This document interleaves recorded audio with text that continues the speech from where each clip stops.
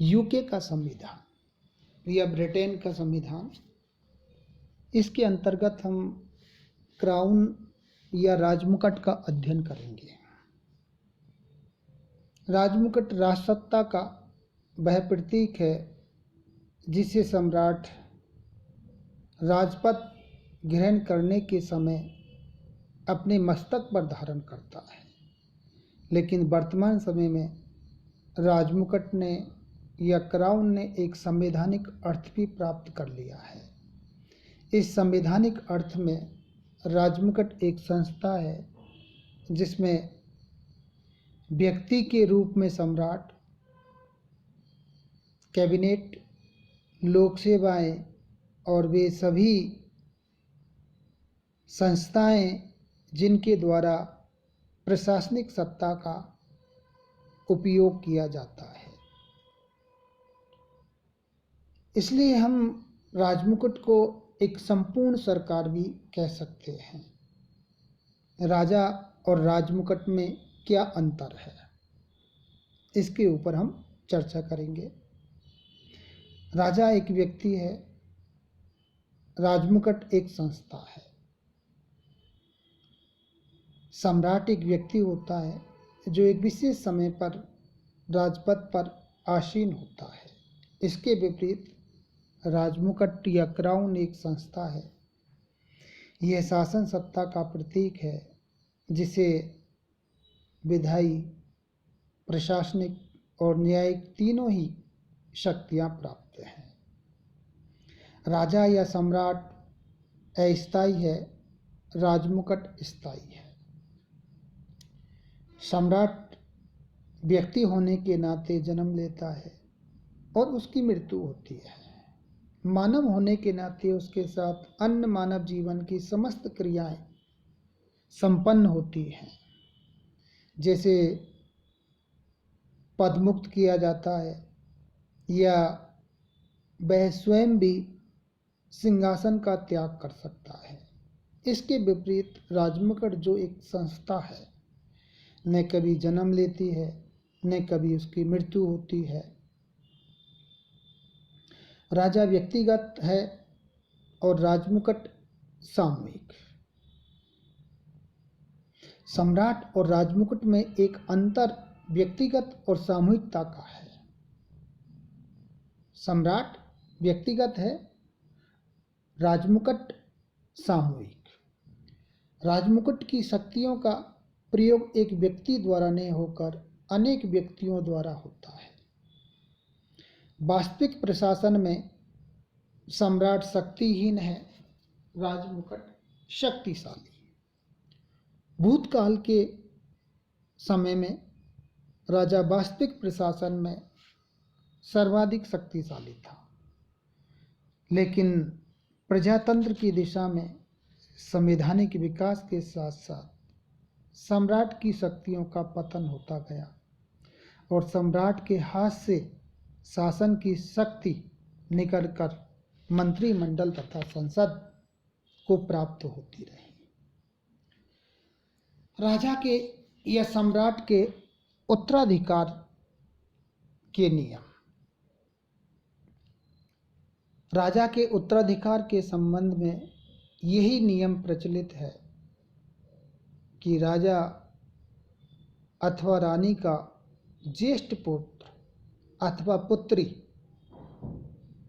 सिंहासन की उत्तराधिकारी होती है। लेकिन यदि किसी राजा का पुत्र न हो या राजा को किसी कारण से पदमुक्त कर दिया गया हो तो उसके उत्तराधिकार की व्यवस्था संसद करती है। उदाहरण के लिए 1689 में स्टुअर्ट वंश के राजा जेम्स द्वितीय के इंग्लैंड छोड़ देने पर ब्रिटिश संसद ने ही विलियम और मैरी को राजा तथा रानी बनाया और 1701 में रानी एन के कोई संतान न होने के कारण संसद ने उत्तराधिकार नियम पारित कर हैनोवर वंश के राजा जॉर्ज प्रथम को सम्राट का पद प्रदान कर दिया गया वर्तमान समय में सम्राट के उत्तराधिकार नियम सन 1702 के उत्तराधिकारी नियम द्वारा ही निर्धारित किए जाते हैं। संसद को इन नियमों में परिवर्तन करने का अधिकार है।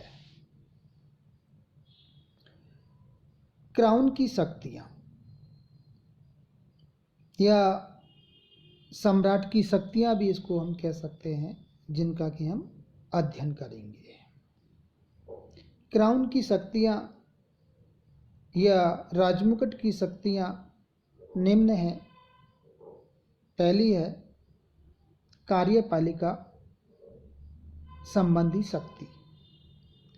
राजमुकुट का मुख्य संबंध कार्यपालिका से है। इस संबंध में उसके द्वारा अत्यंत महत्वपूर्ण कार्य किए जाते हैं, उसे महत्वपूर्ण शक्तियां प्राप्त हैं। जैसे राजमुकुट का सबसे प्रमुख कार्य समस्त राष्ट्रीय कानूनों को क्रियान्वित करना है। राजमुकुट प्रधानमंत्री तथा अन्य मंत्रियों की नियुक्ति करता है। राज्य के सभी उच्च पदाधिकारी जैसे जल, थल, नौसेना के समस्त अधिकारी राजमुकुट के द्वारा ही नियुक्त किए जाते हैं। ग्रेट ब्रिटेन के अन्य देशों के साथ संबंध, औपनिवेशिक राज्य तथा अधीनस्थ प्रदेशों का शासन आदि कार्य राजमुकुट के द्वारा ही निर्धारित और संपादित किया जाता है। राजमुकुट ही राजदूतों और वाणिज्य दूतों की नियुक्ति करता है। युद्ध की घोषणा करते समय संधि वार्ता भी राजमुकुट के अधिकार के अंतर्गत आते हैं। राजमुकुट के द्वारा अपराधियों को क्षमा प्रदान करने या उनके दंड को कम करने का कार्य किया जाता है। स्थानीय स्वशासन की देखभाल भी राजमुकुट के द्वारा ही की जाती है। राजमुकुट राष्ट्रीय कोष का नियंत्रण व संचालन करता है। मंत्रीगण व्यक्तिगत या सामूहिक रूप में जो भी कार्य करते हैं वे राजमुकुट के नाम से ही किए जाते हैं। व्यवस्थापिका संबंधी शक्ति। राजमुकुट को व्यवस्थापिका संबंधी अनेक शक्तियां प्राप्त हैं। जैसे संसद के दोनों सदनों में से द्वितीय सदन के निर्माण के संबंध में राजमुकुट को शक्ति प्राप्त है। राजमुकुट को पीयर बनाने का अधिकार प्राप्त है। राजा के द्वारा जिन लोगों को पीयर बनाया जाता है केवल वे ही लोकसभा के सदस्य होते हैं। लोक सदन के चुनाव की तिथि भी राजमुकुट के द्वारा घोषित की जाती है। राजमुकुट संसद के दोनों सदनों का अधिवेशन बुलाता है और स्थगित करता है। लोकसभा तो एक स्थायी सदन है, लेकिन राजमुकुट लोक सदन को व्यक्तिगत कर सकता है। संसद के आरंभ में सम्राट भाषण देता है, जिसमें देश की नीति पर प्रकाश डाला जाता है। वास्तविकता यह है कि सम्राट का भाषण उसके मंत्रियों द्वारा तैयार किया जाता है और राजा उसमें किसी भी प्रकार का परिवर्तन नहीं कर सकता है। कोई विधेयक उस समय तक कानून का रूप नहीं ले सकता जब तक उस पर सम्राट हस्ताक्षर न कर दे। राजमुकुट को अधिराज्यों के संबंध में घोषणाएं व अध्यादेश जारी करने का अधिकार है। नेक्स्ट जो शक्ति है न्यायपालिका संबंधी।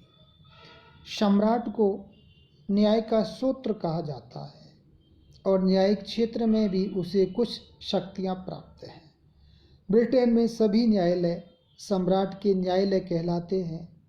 सम्राट ही न्यायाधीशों की नियुक्ति करता है तथा संसद की प्रार्थना पर उन्हें उनके पद से हटा सकता है।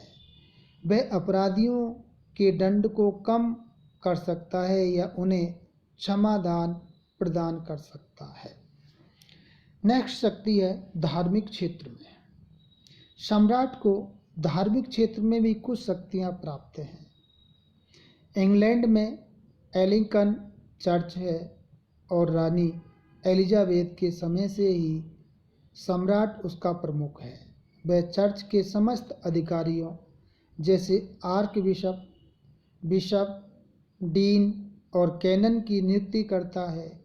सम्राट कैंटरबरी और यॉर्क के धार्मिक सम्मेलन बुलाता है और इन सम्मेलनों द्वारा पारित नियमों पर सम्राट के हस्ताक्षर उसी प्रकार आवश्यक हैं जिस प्रकार संसद द्वारा पारित विधेयकों पर उसके हस्ताक्षर जरूरी है। नेक्स्ट जो शक्ति है सम्मान का स्रोत। राजमुकुट को अधिकार प्राप्त है। वह ब्रिटिश नागरिकों को सम्मान सूचक उपाधियां प्रदान कर सके। इस प्रकार की उपाधियों के ड्यूक, बैरन, अर्ल, नाइट, लॉर्ड की उपाधियां प्रमुख हैं। धन्यवाद।